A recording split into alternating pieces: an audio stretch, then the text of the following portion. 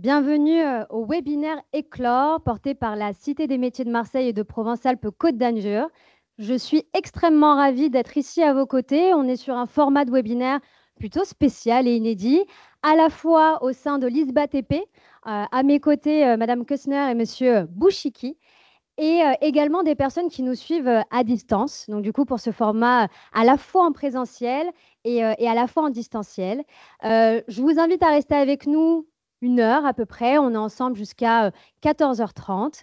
Le webinaire va s'articuler de la manière suivante. Une présentation, tout d'abord, autour des matériaux et des outils, des enjeux autour du secteur du BTP, qui va nous être présenté par monsieur Bouchiki. Et enfin, à l'issue, si vous le souhaitez et si vous avez des questions et souhaitez interagir, nous prévoyons un temps de questions-réponses auxquelles nous pourrons du coup répondre, toujours aux côtés de monsieur Bouchiki, pour aller plus loin dans la perspective, dans les réflexions autour des enjeux du secteur, qui sont en tout cas pour vous qui êtes présents aujourd'hui, votre avenir, le futur. Donc voilà, pour les personnes qui nous suivent en direct, vous pouvez également poser, interagir avec nous à travers la barre de recherche Q&R. Nous serons là pour modérer les questions, y répondre également si vous en avez. En tout cas, pour le moment, je vous souhaite à toutes et tous un excellent visionnage, un très très bon webinaire et je vous dis à tout à l'heure. Merci beaucoup. Avant toute chose, on va réintroduire le contexte un peu de cette étude. Cette étude, elle se présente dans le cadre de l'ISBA-TP. Donc, l'ISBA-TP, c'est une école d'ingénieurs en bac plus 10. C'est un diplôme d'ingénieur de spécialisation dans la modélisation et dans la caractérisation des bâtiments, des ouvrages, des infrastructures. L'ISBA-TP, elle porte également un nouveau titre, tout nouvellement reconnu, qui est à titre professionnel, qui est un bac plus 4, bac plus 5, et qui a pour vocation d'être compétent dans la digitalisation et l'exploitation des bâtiments. Donc, c'est un nouveau titre qui est porté également par France Compétences et qui permet d'ouvrir des nouvelles caractéristiques sur nos compétences. Le BTP, c'est un secteur qui évolue énormément, et qui doit s'appuyer à des nouvelles contraintes, qui sont les contraintes environnementales, qui sont de plus en plus sévères, et qui s'appuient également sur des outils numériques qui viennent petit à petit apporter une plus-value et une expertise sur les études et des chantiers. Afin de parvenir à tout ça, on a besoin de se réinventer. Se réinventer dans le génie civil, avec des outils de type de gestion de projet, de l'intelligence artificielle, de l'informatique. On a un diplôme d'ingénieur en modélisation. Quand on modélise, c'est à base d'informatique. On va s'appuyer sur des données provenant de capteurs et qu'on va modéliser tout ceci avec des outils de type BIM. Tout ça pour répondre aux enjeux et grâce à l'aide de la R&D, afin de répondre au secteur des entreprises, que ce soit sur le national et l'international. Et aujourd'hui, qu'est-ce qu'on va faire? On va pouvoir s'appuyer beaucoup plus sur une expertise, qui est l'expertise d'Abdelhadi Bouchiki, qui sont sur les matériaux face aux enjeux de demain. Merci. Merci, bonjour à toutes, bonjour à tous. J'aimerais bien, déjà avant de démarrer, de faire un petit rappel par rapport au contexte et l'enjeu actuel. Comme vous savez, on parle beaucoup maintenant de l'urgence climatique et l'épuisement des ressources naturelles. Du coup, il y a par exemple le protocole de Kyoto de 1997 par rapport aux gaz à effet de serre et aussi l'épuisement des ressources naturelles. On a fait pas mal des efforts à l'échelle internationale jusqu'à, par exemple, la conférence de parties de 21 ou bien la Convention de Paris, qui a mis pas mal des engagements pour limiter l'augmentation de la température. Il y avait pas mal de conférences autour de ça, notamment pour faciliter la communication et aussi contrôler les engagements des pays autour de la Convention de Paris. Aujourd'hui, on parle de la coupe ou la conférence de parties de Dubaï, pardon, et c'est la première fois qu'on parle de l'objectif de la sortie des énergies fossiles. Cette année, il y avait la coupe 29, c'était autour des énergies renouvelables. Pour le BTP, bien sûr, on a pas mal des engagements, notamment par rapport à des matériaux alternatifs, c'est-à-dire il faut utiliser davantage les matériaux alternatifs, des technologies propres, des bâtiments durables et pourquoi pas d'utiliser des matériaux moins carbone et des produits nouveaux. Par rapport à l'empreinte carbone, donc il faut limiter les émissions des gaz à effet de serre et aussi préserver les ressources non renouvelables, notamment les ressources minières. Malheureusement, il ne faut pas chercher loin pour trouver pas mal des catastrophes liées au changement climatique. Je cite par exemple, dernière fois, la catastrophe de Valence en Espagne. Il y avait les sécheresses historiques de 2022 en France. Il y avait aussi les îlots de chaleur dans plusieurs centres-villes, notamment pour les périodes caniculaires. Et on n'oublie pas aussi les pollutions de l'air dans plusieurs villes. Face à cela, donc la France, il a mis des stratégies. On peut parler de la stratégie France pour l'énergie et climat et aussi de l'adaptation au changement climatique. Pour la stratégie atténuation de changement climatique, on parle beaucoup de la neutralité carbone d'ici 2050, c'est-à-dire il faut décarboner les industries, c'est-à-dire les sources d'énergie, le transport, les infrastructures et les autres secteurs. Et aussi, on parle de la stratégie au changement climatique, c'est-à-dire s'adapter au changement climatique. Aujourd'hui, on est déjà sur une augmentation de température autour de 1,7. Il faut penser que d'ici 2030, on aura une augmentation autour de 2 degrés et encore pire d'ici 2100 jusqu'à 4 degrés. Donc, si les désastres aujourd'hui sont violents, sera encore pire d'ici 2100. Donc, cette présentation, ce webinaire va être autour de 3 axes, les matériaux intelligents et les solutions nouvelles, les matériaux locaux et leur contribution dans la stratégie bas carbone, et aussi comment on peut intégrer les outils numériques dans ces deux stratégies, c'est-à-dire la stratégie d'adaptation et aussi de stratégie bas carbone. Si je reste lié au confort, par exemple, on parle souvent de confort, notamment dans nos chambres, dans les maisons, dans les bâtiments, mais aussi il ne faut pas oublier qu'il faut un confort urbain, c'est-à-dire dans les villes. Pour cela, donc, il y a deux parties, le confort dans l'enveloppe, c'est-à-dire dans les bâtiments, et aussi il faut certains conforts dans nos villes.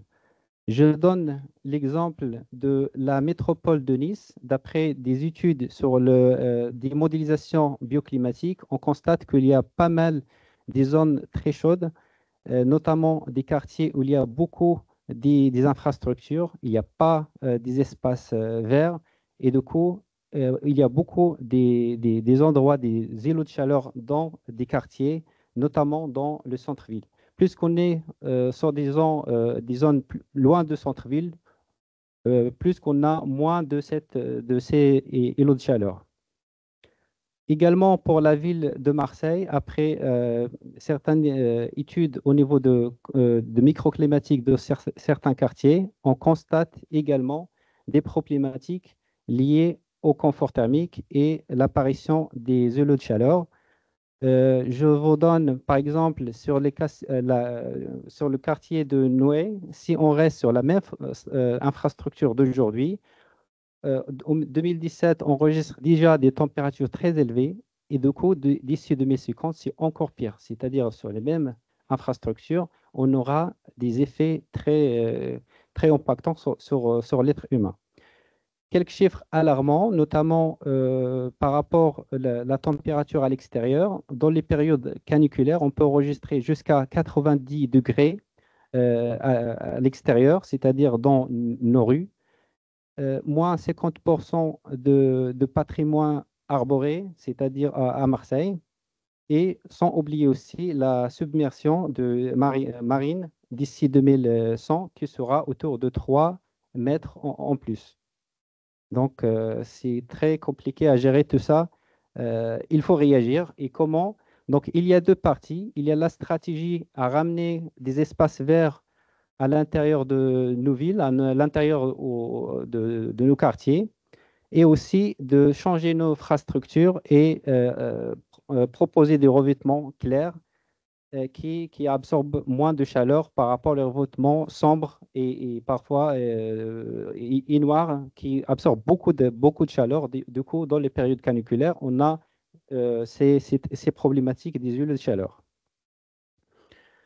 Si on parle maintenant de le confort thermique dans les enveloppes, donc c'est-à-dire dans les bâtiments et dans nos maisons en général, donc il ne faut pas oublier qu'on est sur une consommation d'énergie autour de 45% de la consommation générale en France, dédiée notamment pour le confort thermique. Pourquoi? Parce que malheureusement, on a beaucoup de passoires thermiques. Il faut améliorer l'efficacité énergétique de nos bâtiments pour minimiser l'utilisation des équipements énergivores. Et pour cela, donc, la France, il a mis pas mal de programmes pour améliorer l'efficacité et la rénovation surtout énergétique de nos bâtiments. Donc, il n'y a pas que ça, il y a aussi les sources d'énergie. Il faut chercher des sources d'énergie décarbonées et aussi des renouvelables. Je cite par exemple l'installation des panneaux solaires, l'utilisation de biomasse au lieu d'utiliser l'énergie reçue de réseaux électriques et des produits de pétrole. Il y a aussi améliorer l'efficacité énergétique. On parle beaucoup de RE 2020.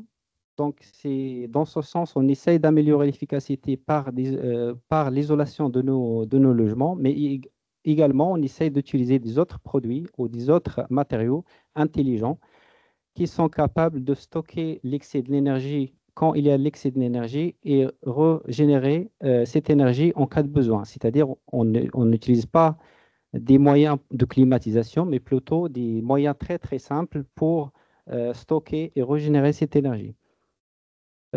Il y a quelques isolants ou quelques matériaux qu'on peut utiliser comme les fibres végétales ou les biosourcés qui sont capables aujourd'hui, qui montrent leur efficacité au niveau de l'isolation.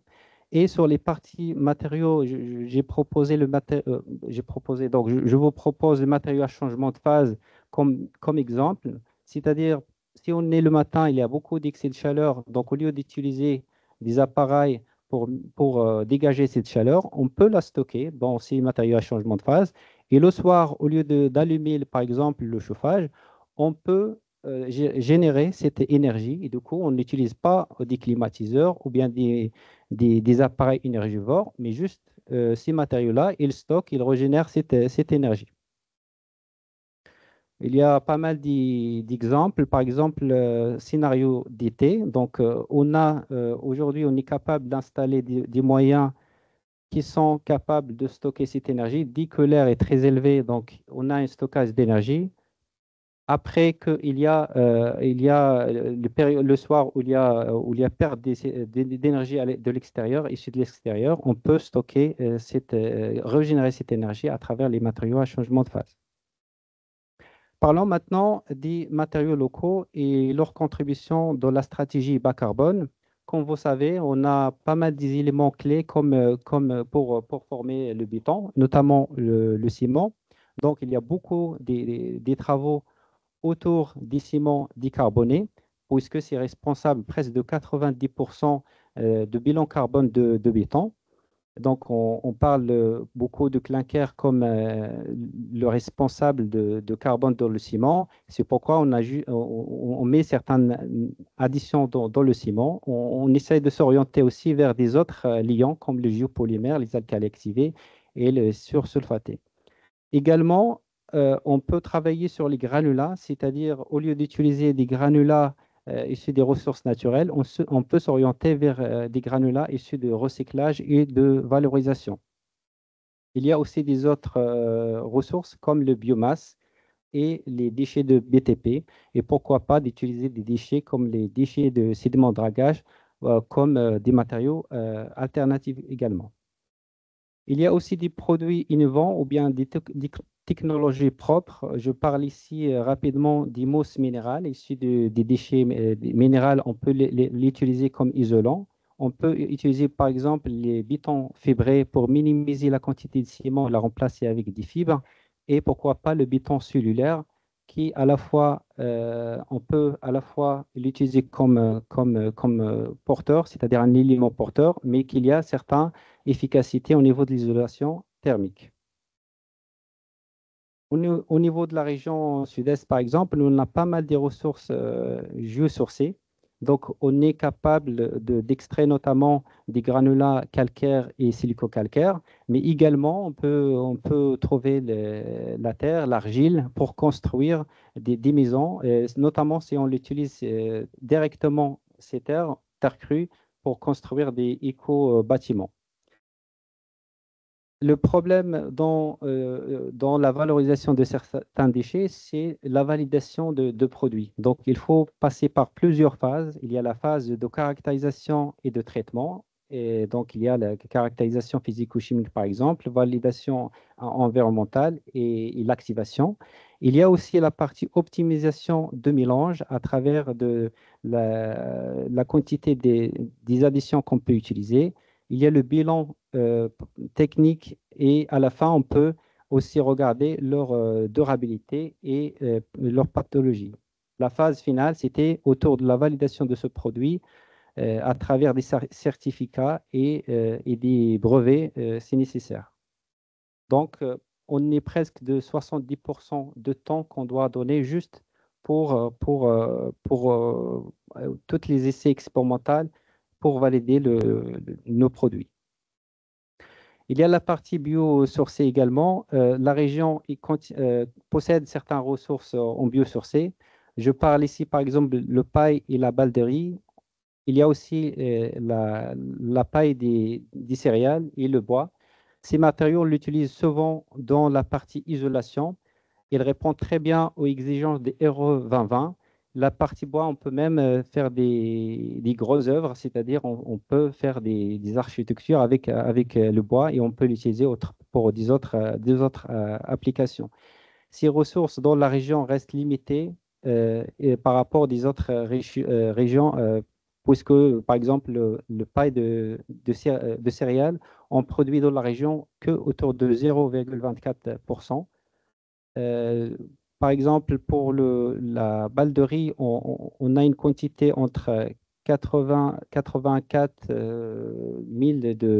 de tonnes par an.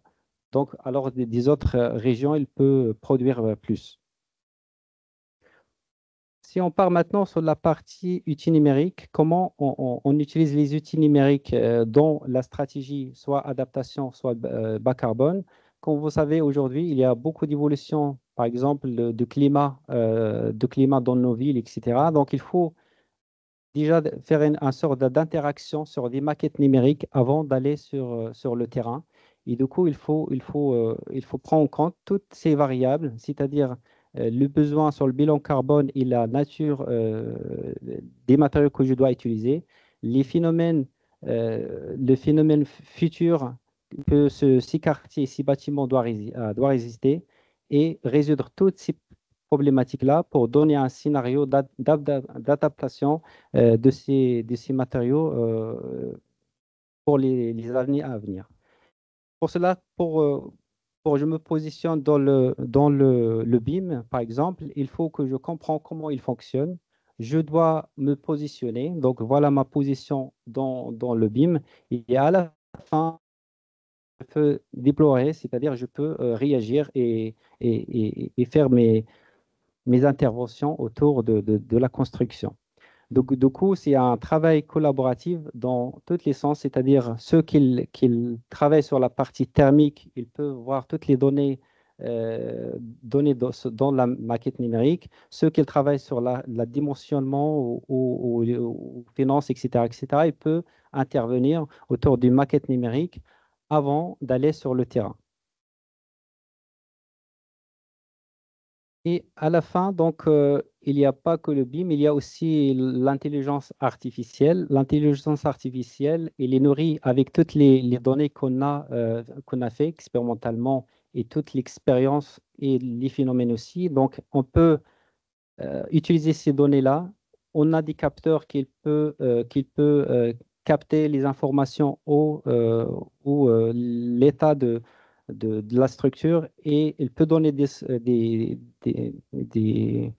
messages, par exemple, pour intervenir rapidement, pour qu'on améliore la sécurité à la fois et aussi améliorer aussi le confort. L'IoT en général, ils nous permettent donc de réagir, de surveiller rapidement et intervenir avant de, comment dire, de laisser beaucoup de temps pour constater des dégâts, par exemple. Donc, le mieux d'utiliser des bâtiments connectés euh, pour réagir dans tous les sens, c'est-à-dire la partie, par exemple, optimisation de l'énergie. S'il y a des fuites au niveau des gaz ou de l'eau, donc on peut réagir rapidement.